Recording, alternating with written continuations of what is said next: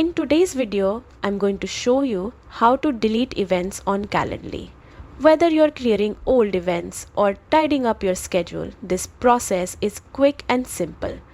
First, head over to the Calendly homepage and log in with your account.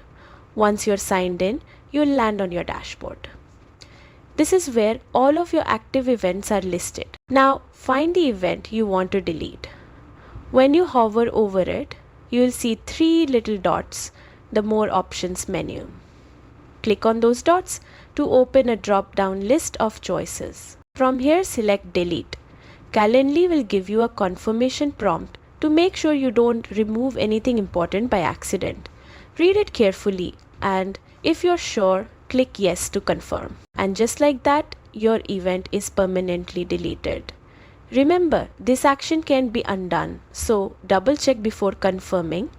Congratulations, you've successfully cleaned up your schedule. Keeping Calendly clutter-free helps you stay organized and focused on what really matters. Thanks for watching. I hope this quick guide was helpful. For more Calendly tips and productivity tutorials, don't forget to like, subscribe, and stay tuned for the next video.